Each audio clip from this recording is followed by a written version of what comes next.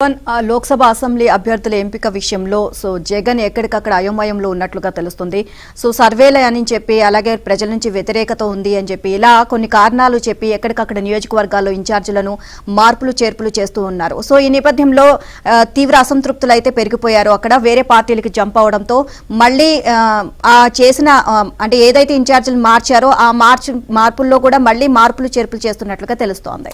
చూస్తే లోక్సభ అసెంబ్లీ అభ్యర్థుల ఎంపికలో ముఖ్యమంత్రి వైఎస్ జగన్మోహన్ రెడ్డి గందరగోళ పడుతున్నట్లు కనిపిస్తోంది. సర్వేల పేరిట సిట్టింగ్లకు మొండిచేయి చూపి గెలుపు గుర్రాలంటూ కొత్త ఇన్ఛార్జీలను నియమించిన ఆయన ఒత్తిళ్ల కారణంగా వారిని మార్చేస్తున్నారు.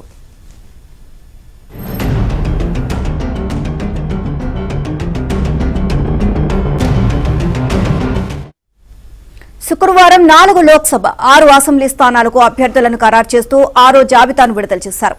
చిత్తూరు ఎస్సీ లోక్సభ ఎంపీగా తొలుత ప్రకటించిన ఉప ముఖ్యమంత్రి కె నారాయణ స్వామికి తిరిగి గంగాధర నెల్లూరు ఎస్సీ స్థానమే కేటాయించారు. అక్కడ ఇన్ఛార్జిగా ప్రకటించిన ప్రస్తుత ఎంపీ రెడ్డప్పను తిరిగి లోక్సభ అభ్యర్థిగా ఖరారు చేశారు. వాస్తవానికి చిత్తూరు లోక్సభ పరిధిలో సిట్టింగ్ ఎస్సీ ఎమ్మెల్యేలెవ్వరికీ టికెట్లు ఇవ్వకపోవడంతో నారాయణ స్వామితో సహా వారంతా బహిరంగంగానే తీవ్ర అసంతృప్తి వ్యక్తం చేశారు. ఈ ప్రభావం ఎన్నికలపై పడుతుంది అని జగన్ ఆందోళన చెందారు. ఈ నేపథ్యంలో నారాయణ స్వామి రెడ్డప్పలను తిరిగి పాత స్థానాలకు పంపారు.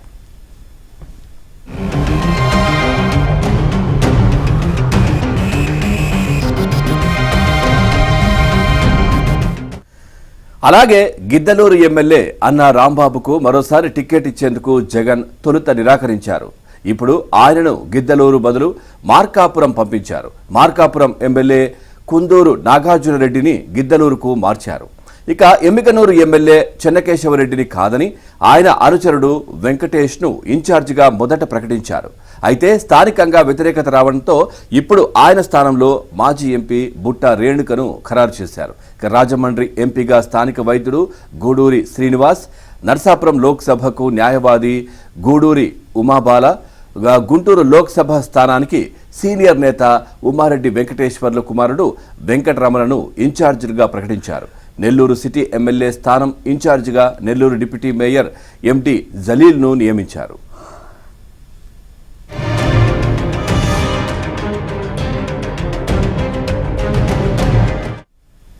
ఉమ్మడి కృష్ణా జిల్లాలో వైసీపీకి షాకుల మీద షాకులు తగులుతున్నాయి. ఇప్పటికే 2 ఎమ్మెల్యేలు కొలుసు పార్థసారథి, రక్షణ నిధి అధికారికంగా గుడ్ బై చెప్పగా తాజాగా సీఎం జగన్ కు సన్నిహితుడైన మైలవరం ఎమ్మెల్యే వసంతకృష్ణ ప్రసాద్ కూడా అదే దారి పట్టారు.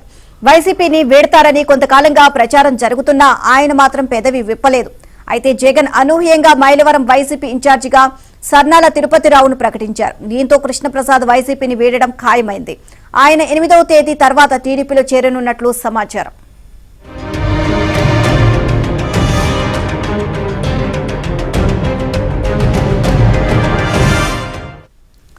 మైలవరంలో మంత్రి జోగి రమేష్ జోక్యం చేసుకుంటున్నారని, ఈ కారణంగా వైసీపీ శ్రేణుల్లో గందరగోళం ఏర్పడుతోందని ఎన్నోసార్లు వసంత సీఎం దృష్టికి తీసుకువెళ్లారు. కానీ ఆయన జోగికే మద్దతివ్వడంతో ఆయన మనస్తాపానికి గురయ్యారు. టీడీపీలో చేరుతారని ప్రచారం జరగడంతో జగన్ ఆయన్ను తాడేపల్లి పిలిపించి బుజ్జగించేందుకు యత్నించారు.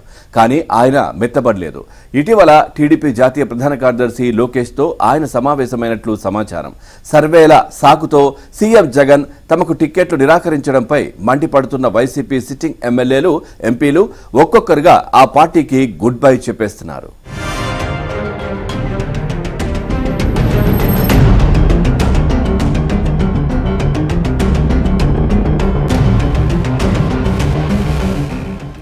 రైట్, ఇక ఇదే విషయానికి సంబంధించి మరింత సమాచారాన్ని మా కరెస్పాండెంట్ సత్య అందిస్తారు. సత్య, అధికార పార్టీ వైసీపీలో ఎక్కడికక్కడ ఇన్ఛార్జీల మార్పు ఒక గందరగోళాన్ని సృష్టిస్తున్నట్టయితే తెలుస్తా ఉంది. అసంతృప్తులు, బుజ్జగింపులు ఇవన్నీ జరుగుతున్నాయి. అప్డేట్స్ ఏంటి? పవన్, వైసీపీ అభ్యర్థుల జాబితా ఎంపికలో ముఖ్యమంత్రి గందరగోళ పరిస్థితుల్లో ఉన్నట్టుగా కనిపిస్తోంది. ముఖ్యంగా ఆయన అనేక మార్లు తడబాటు కూడా గురవుతున్నట్టుగా మనకు స్పష్టమవుతోంది. ముఖ్యంగా తీసుకుంటే కనుక పలు మార్పులతో నిన్న 6వ జాబితాను విడుదల చేసినప్పుడు కూడా నారాయణ స్వామిని మరలా వెనక్కి జీడీ నెల్లూరుకు ఆయన నారాయణ స్వామి అనుచరులు ఆందోళన చేశారు. ఆయన ఎమ్మెల్యేగానే కొనసాగించాలని డిమాండ్ చేసిన నేపథ్యంలో అటు నారాయణ స్వామిని తిరిగి జీడీ నెల్లూరుకు, చిత్తూరు లోక్సభ అభ్యర్థిగా మళ్ళా రెడ్డప్పను అంటే అటు ఇటు మార్చిన వాళ్ళని మళ్ళా యథాస్థానాలకు తెప్పించిన పరిస్థితి అయితే ఉంది. ఎమ్మికనూరు విషయానికి వస్తే కనుక అక్కడ అభ్యర్థిగా వెంకటేష్ ను ముందుగా ఎమ్మిగనూరు ప్రస్తుత ఎమ్మెల్యే చెన్నకేశవరెడ్డి సూచన మేరకు నియమించారు. అతను అక్కడ అభ్యర్థిగా సరిపోరు అని ఐపాక్ ఇచ్చినటువంటి నివేదిక ఆధారంగా ఆయన మరలా తప్పించి మాజీ ఎంపీ బుట్టా రేణుకు ఆ స్థానంలో ఇన్ఛార్జి బాధ్యతలు అప్పగించారు. మరోవైపు మార్కాపురం గిద్దలూరు ఎమ్మెల్యేల విషయంలో కూడా అటు నాగార్జున రెడ్డి ఇటు అన్నా రాంబాబు ఇద్దరిని కూడా అటు ఇటుగా మరలా మార్చిన పరిస్థితి అయితే ఉంది. అన్నా రాంబాబు తాను ప్రస్తుతం ఉన్న స్థానం నుంచి పోటీ చేసేది లేదని తేల్చి చెప్పడంతో ఆ స్థానాన్ని అటు ఇటు మార్చారు. రాజమండ్రి నర్సాపురం ఎంపీ అభ్యర్థులను కూడా జి శ్రీనివాస్ అదేవిధంగా ఉమాబాలను ఎంపిక చేసిన పరిస్థితి అయితే ఉంది. ఇక గుంటూరు లోక్సభకు ఎవరూ దొరకపోవడంతో ఇక ఉమారెడ్డి కుమారుడు అయినటువంటి ఉమారెడ్డి వెంకటరమణను గుంటూరు లోక్సభకు ఇన్ఛార్జిగా నియమించిన పరిస్థితి అయితే ఉంది. అదేవిధంగా ఇంతలోనే కృష్ణా జిల్లాలో మరొక షాక్ వైసీపీకి తగిలిందని చెప్పుకోవచ్చు.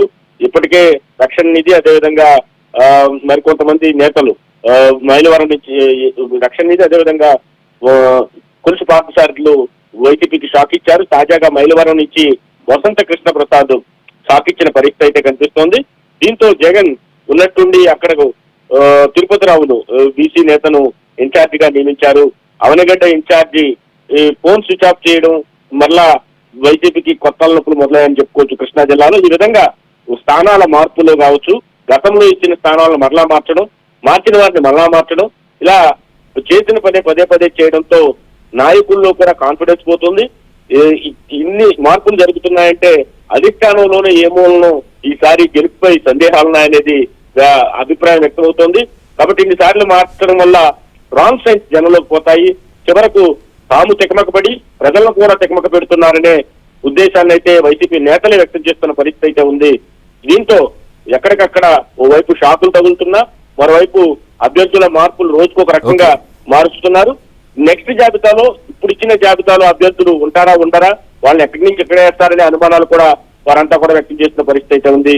ఇటువంటి పరిస్థితి కనుక ఎన్నికల ముందు వరకు కూడా కొనసాగితే పార్టీ వచ్చే ఎన్నికల్లో కనీసం ప్రతిపక్ష హోదా కూడా సాధించలేని పరిస్థితి ఉంటుందని ఆ పార్టీ నేతలు వ్యాఖ్యానిస్తున్న పరిస్థితి అయితే